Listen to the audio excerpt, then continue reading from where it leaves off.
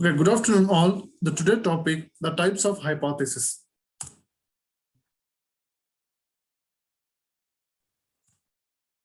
The types of hypothesis. Do you know about for the hypothesis? Hypothesis is a tentative assumption how to conduct the research problems and their how to conduct the objectives, and it gives the overall the impact of the hypothesis, overall the research. Here, the types of hypothesis, there are the different types of hypothesis. What are the hypotheses are there? See one by one. Types one, simple hypothesis, complex hypothesis, empirical hypothesis, null hypothesis, alternative hypothesis, logical hypothesis, statistical hypothesis, associative and causal hypothesis, directional hypothesis, and last one, non-directional hypothesis. These are the types of hypothesis. See one by one. Simple hypothesis. What do you mean by simple hypothesis? The word is a saying, it says simple. How it's simple? See.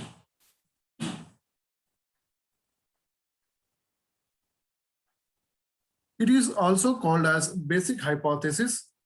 It shows that the relationship between the two variables where one is called the independent variable or causal and other is called the independent variable or effect.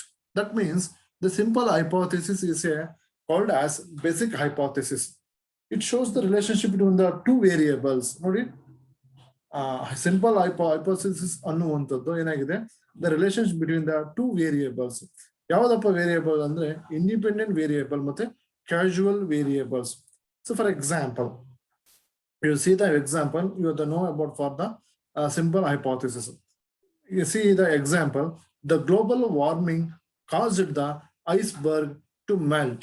ಅಂದ್ರೆ global warming ಆಗ್ತಾ ಇರೋದ್ರಿಂದ ಏನಾಗ್ತಿದೆಯಪ್ಪ ಅಂದ್ರೆ ಮಂಜುಗಡ್ಡೆಗಳು ಅದೇನಾಗ್ತಾ ಇದೆ, ಕರಗ್ತಾ ಇವೆ. ನೋಡ್ಬೋದು ನೀವು, ಹಿಮಾಲಯ ಪರ್ವತ ಕರಗ್ತಾ ಇದೆ ಅಂತ ಒಂದು ನ್ಯೂಸ್ ಇದೆ. ಏನಕ್ಕೆ?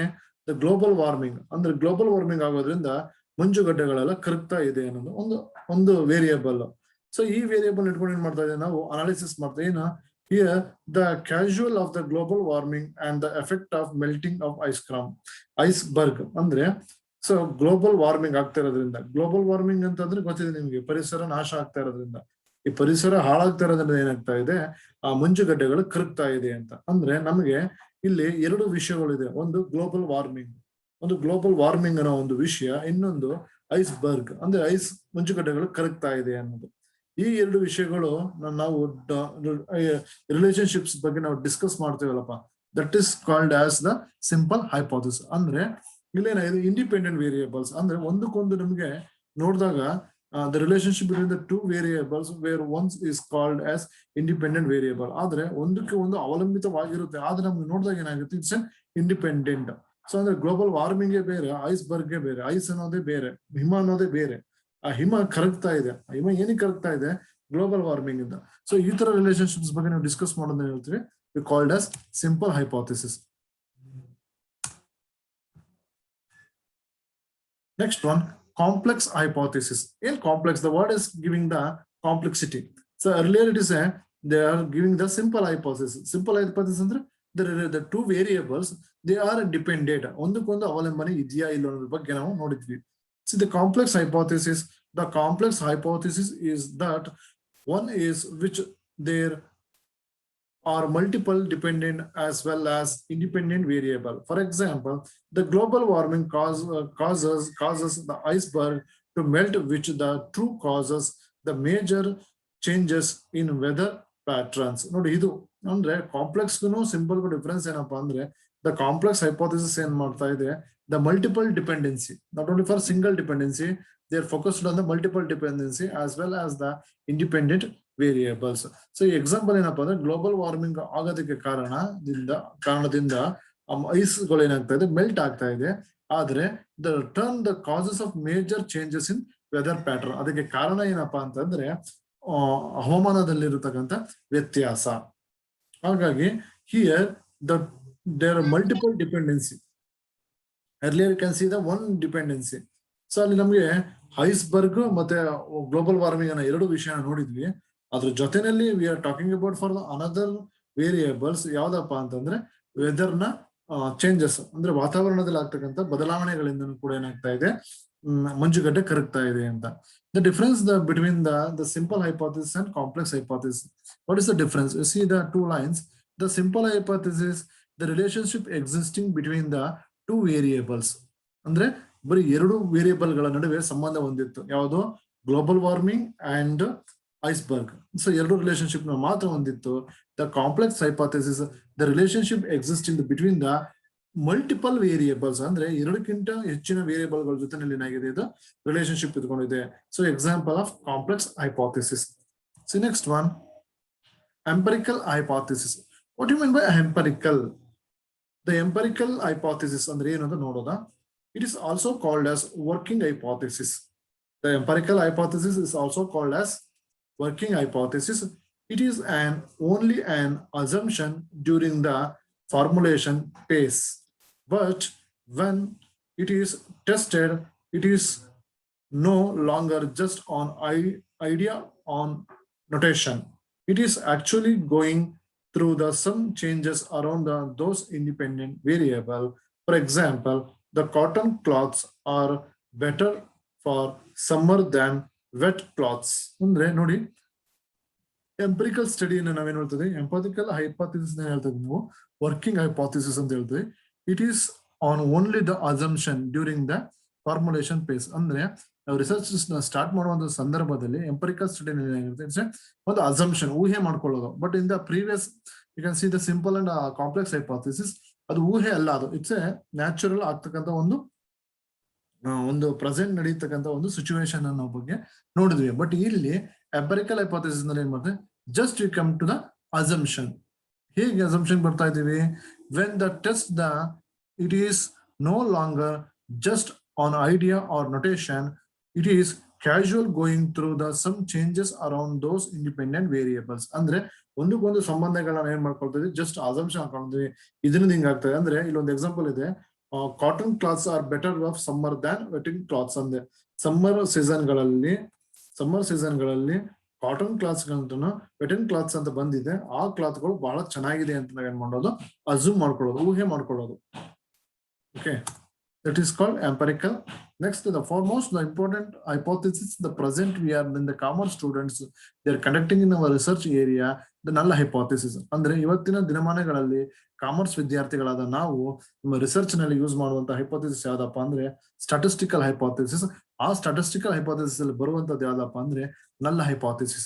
This is very important for the as a commerce students, those who are conducting in our research area. Why it is important? Because we are conducting in statistical research. ನಾವು ಮಾಡುವಂತ ರಿಸರ್ಚ್ ಏನಾಗಿರುತ್ತಪ್ಪ ಅಂದ್ರೆ statistical research ಆಗಿರೋದ್ರಿಂದ so ನಮಗೆ it's very important. See, null hypothesis. ಏನ್ null hypothesis ಅಂದ್ರೆ, it is a contrary to the empirical hypothesis. ಅದಕ್ಕೆ controversy, so ಅದಕ್ಕೆ ಆಪೋಸಿಟ್ ಆದಂತದ್ದು ಇದು.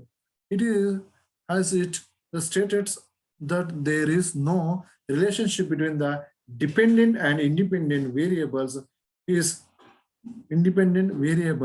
It's essentially states that the data and variables being tested do not actually exist. Water does not affect the growth of plant. ನೋಡಿ, null hypothesis ಅಂದ್ರೆ ಏನಪ್ಪಾ ಅಂತಂದ್ರೆ, ಒಂದು dependent variable ಮತ್ತೆ ಇಂಡಿಪೆಂಡೆಂಟ್ ವೇರಿಯೇಬಲ್, ಎರಡು ವೇರಿಯೇಬಲ್ಸ್ ಗಳಿದೆಯೋ. ಡಿಪೆಂಡೆಂಟ್ ವೇರಿಯೇಬಲ್ ಅಂತಂದ್ರೆ ಒಂದಕ್ಕೊಂದು ಸಂಬಂಧ ಇರುವಂತದ್ದು, ಇಂಡಿಪೆಂಡೆಂಟ್ ವೇರಿಯೇಬಲ್ ಅಂದ್ರೆ ಒಂದಕ್ಕೊಂದು ಸಂಬಂಧ ಇಲ್ಲದೆ ಇರುವಂತದ್ದು.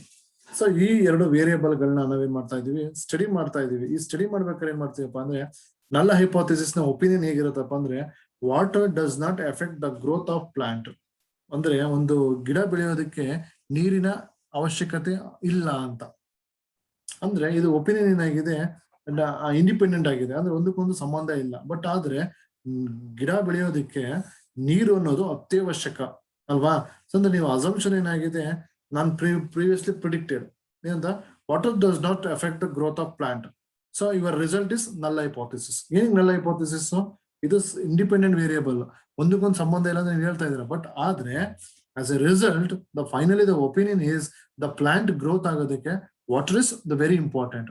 That is called the null hypothesis is rejected. See, alternative hypothesis. What do you mean by alternative hypothesis? It is also known as the maintain the hypothesis or the research hypothesis. Firstly, the main hypotheses are proposed, then among them, one is selected, which is the most efficient. There are four main types of alternative hypothesis. One is point alternative hypothesis. Next one, non-directional alternative hypothesis. One-tile direction hypothesis, two-tile directional hypothesis. Just a minute.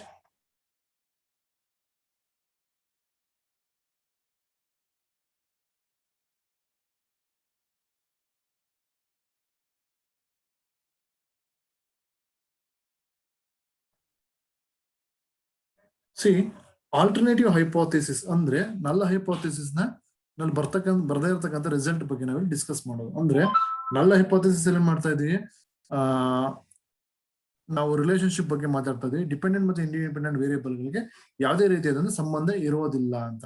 But ಆದ್ರೆ alternative hypothesis ಏನು ಹೇಳುತ್ತಪ್ಪ ಅಂದ್ರೆ ಒಂದಕ್ಕೊಂದು ಸಂಬಂಧ ಬಗ್ಗೆ ಹೇಳುತ್ತೆ. ಹೇಗೆ? Point alternative hypothesis, the population, the distribution in the hypothesis test is fully defined and as no unknown parameters. So that means the point out alternative hypothesis ಏನು ಹೇಳುತ್ತಪ್ಪ ಅಂದ್ರೆ the population distribution ಅಂದ್ರೆ ನೀವು ತಗೊಂಡಿರುವಂತ sample. For example, my research sample is 100 number of students ನಾನು ತಗೊಂಡಿದ್ದೀನಿ.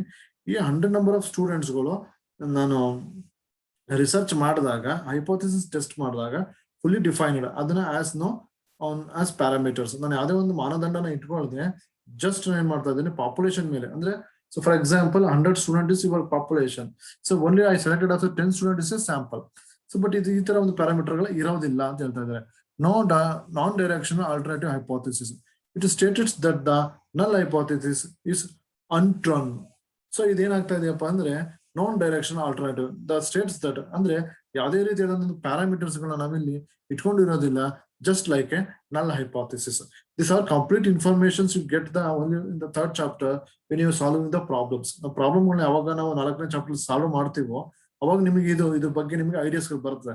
Otherwise you are not able to understand what is the concepts of hypothesis ಅನ್ನೋದು ಅಂದ್ರೆ ನಿಮ್ಗೆ ಅದು ಸ್ವಲ್ಪ ಅರ್ಥ ಆಗೋದಕ್ಕೆ it's initial days is not possible. But after when you enter into the fourth chapter, so based on this topic, we have solved so many problems.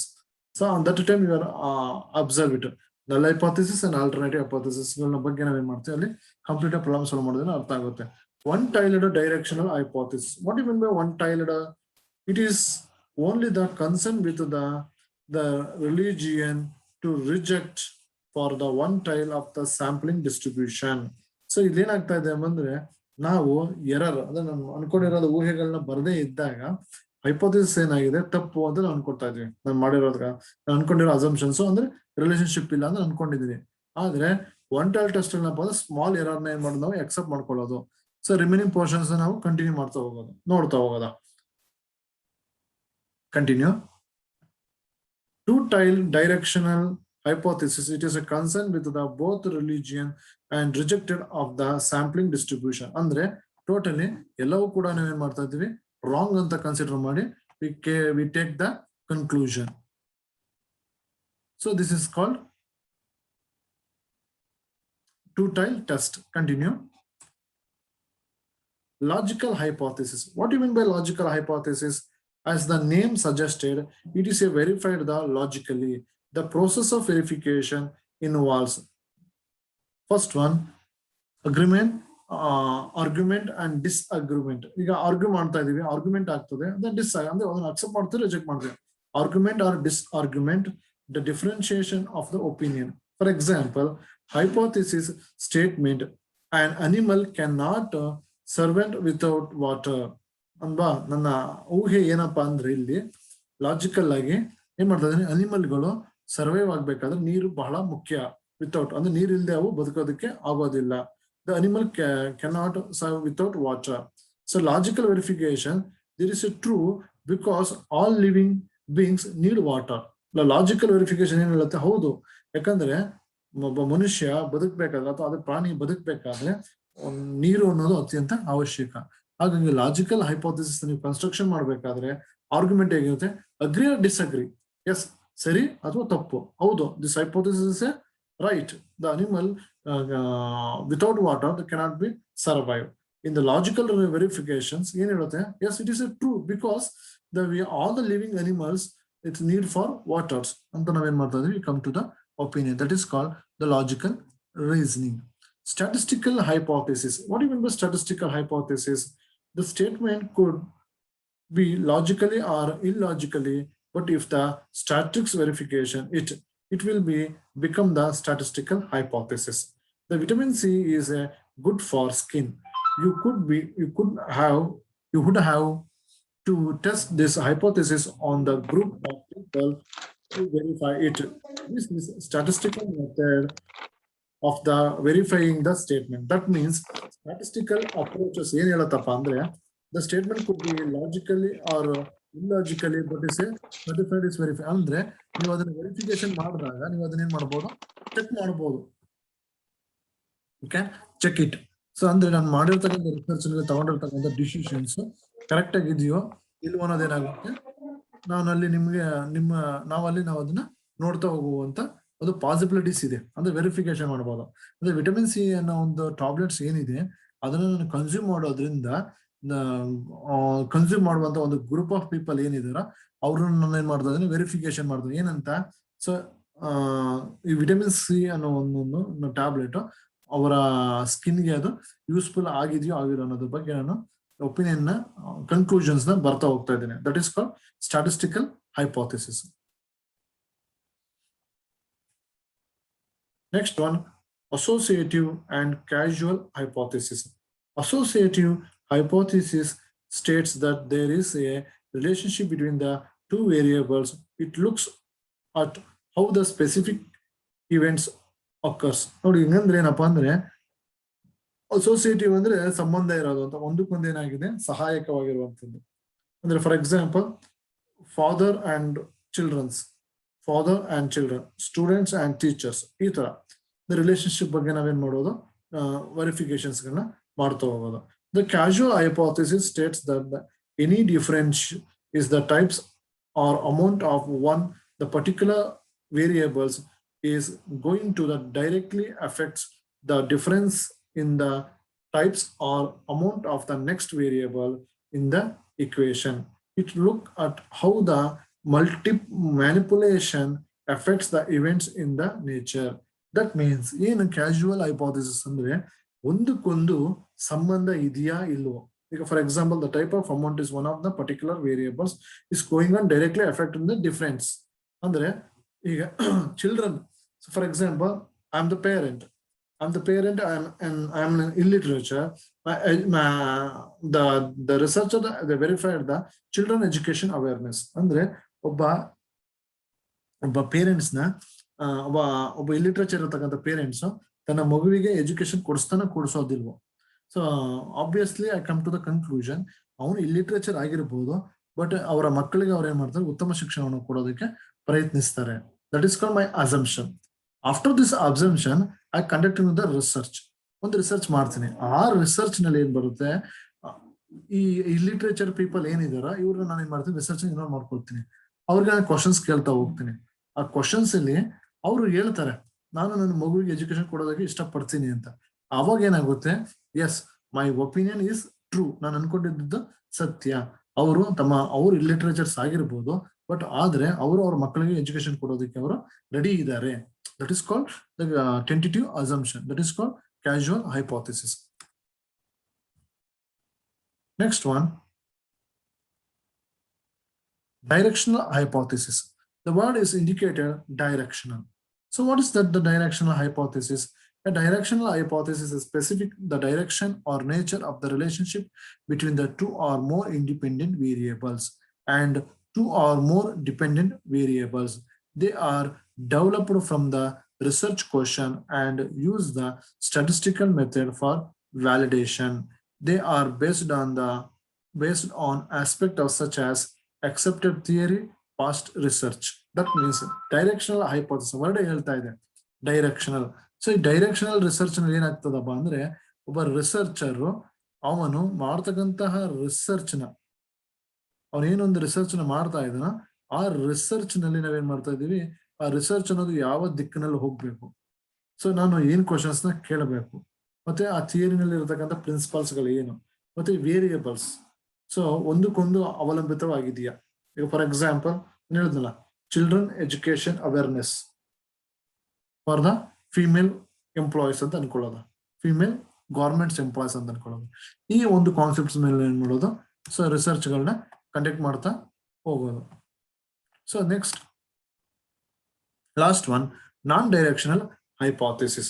This is the hypothesis stated that there is a relationship between the two variable, but it does not predict the exact nature and direction of the relationship. ನೋಡಿ word ಹೇಳ್ಬಿಡ್ತಾ ಇದೆ ಇದ್ರಲ್ಲಿ ಏನು ನಮಗೆ respondents ಇದಾರೋ ಮತ್ತೆ ಅವರ ಮೇಲೆ ಇರ್ತಕ್ಕಂಥ dependence ಏನಿದಾರೋ. Respondents ಅಂದ್ರೆ ಗೊತ್ತಿದೆ ನಿಮಗೆ, ನಿಮ್ಮ ರಿಸರ್ಚ್ ನಲ್ಲಿ ಬೇಕಾದಂತ ಯಾರು ಪರ್ಸನ್ಸ್, ನಿಮ್ಮ ರಿಸರ್ಚ್ಗೆ ಹೆಲ್ಪ್ ಆಗುವಂತ persons.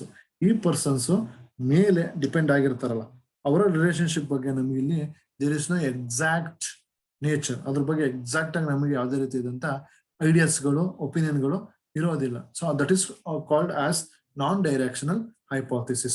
So these are the types of hypothesis. It is an important for your examination purpose. Please go through this one topic and also the very important from your seminar and assignment. ಎಲ್ಲದಕ್ಕೂ ಕೂಡ ಇದು ಬಹಳ important ಆಗಿದೆ. So ಇದ್ರ ಬಗ್ಗೆ ನೀವು concentrate ಮಾಡಿ.